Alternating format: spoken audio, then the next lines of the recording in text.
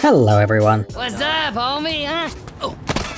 Have you ever played a game that's just impossible to finish? You just try and try, wasting life after life, and nothing works. It's good that now you can just turn to the internet, watch a walkthrough and easily pass any level, or you can just forget about playing and simply watch someone end the game for you. But before, you couldn't even dream of such a thing. To find out how a video game ended, you had to beat it yourself. Unfortunately, it didn't always work, and some endings remained a mystery for many people. But today, we will put an end to that. Let's check the endings of some games that we all know. You little Let's get it on. Flappy Bird. This simple game, created by Dong Nguyen, a Vietnamese designer and developer, managed to drive the whole world crazy in just a few weeks. According to the author, it took him only a couple of days to create Flappy Bird. By the way, it was originally called Flap Flap, but there was already a game with that name in the App Store, so he had to come up with a new name, Flappy Bird. Thus, on May the 24th, 2013, the game debuted in the App Store. Until October, almost nobody knew about it, and then something happened. The game went viral, and everyone on social media was talking about it. Users made memes and shared their frustration, because it was almost impossible to finish Flappy Bird. One of the players even said that it took him half an hour to score only 5 points. The overall impression was something like, "I hate this game, but I just can't stop playing." It seemed that it was impossible to get to the end of Flappy Bird, because no one has enough nerve cells for it. Nevertheless, people tried hard, and it seems that someone managed to do it. Well, the game ends exactly as it started, irritating everyone who plays it. After scoring 999 points, the bird meets Mario, and the game ends. Imagine the disappointment of the player. Pac-Man.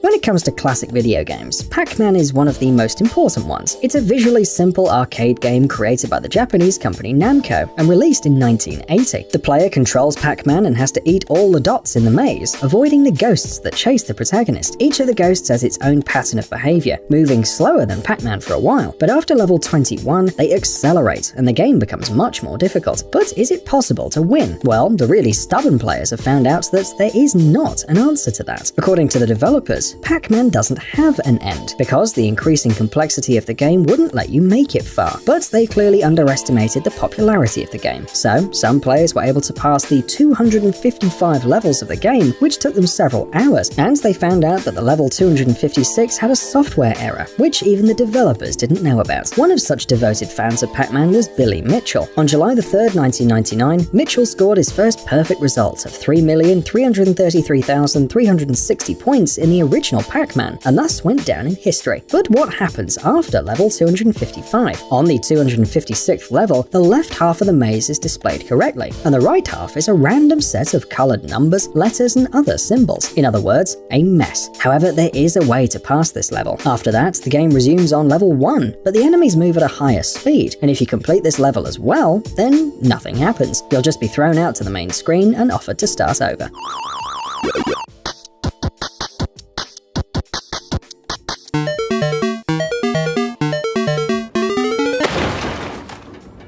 This seems to be the most disappointing ending you could think of. Battletoads. Battletoads is often called one of the most difficult video games of the 8-bit era. People got stressed playing it, and some probably even broke their joysticks because of it. This game was once created to compete with the game Teenage Mutant Ninja Turtles, but very quickly became a completely independent work of art.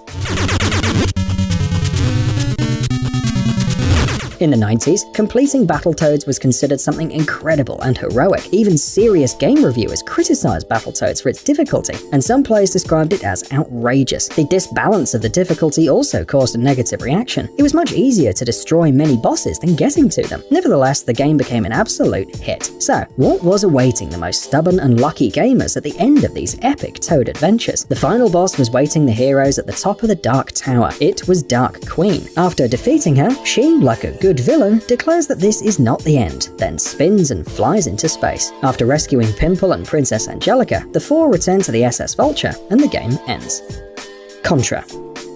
Like many other arcade games, the goal of Contra was defeating the villains. This time, the bad guys were an organization known as Red Falcon. They wanted to destroy all humanity. The villains were controlled by aliens. Bill, Mad Dog Riser, and Lance Scorpion Bean are the fighters who have to deal with all this. They land on the island to destroy the base and save the world. After getting further and deeper, the heroes realize that exterminating the terrorists is not enough. They also have to destroy the alien heart in the den of the aliens. That's the final boss, and this is no easy task.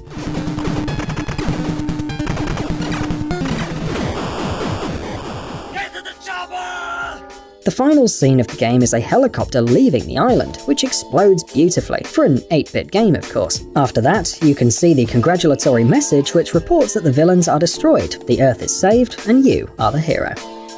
Donkey Kong. Another arcade game released by Nintendo in 1981. It's one of the earliest platform games in history. You have to move your character across a range of platforms and jump over obstacles. In the game, Mario, originally named Mr. Video and then Jumpman, has to save the damsel in distress. She was called Pauline, although initially she was simply Lady. Well, the villain here is a giant gorilla named Donkey Kong. The hero and the gorilla later became some of Nintendo's most popular and recognizable characters. Donkey Kong is considered one of the most important projects in the golden age of arcade video games, as well as one of the most popular arcade games of all time, and it seems like the developers suspected how cool it was going to be, because they created 3 different endings for Donkey Kong. In the first ending, Mario drops the gorilla and reunites with his lady. In the second ending, Mario drops the gorilla on himself and dies, and the lady is left alone upstairs. And the third ending is probably the strangest. Mario drops the lady and reunites with the gorilla? No, seriously, you can even see a little heart between them, and it seems that they are both a little confused, just like us. Tetris.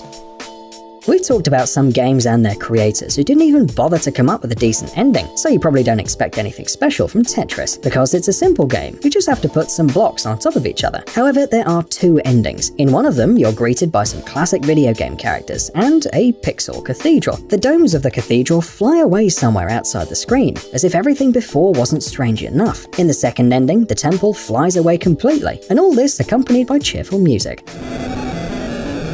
After that, you're offered to write your name on the high score list. Earthworm Jim.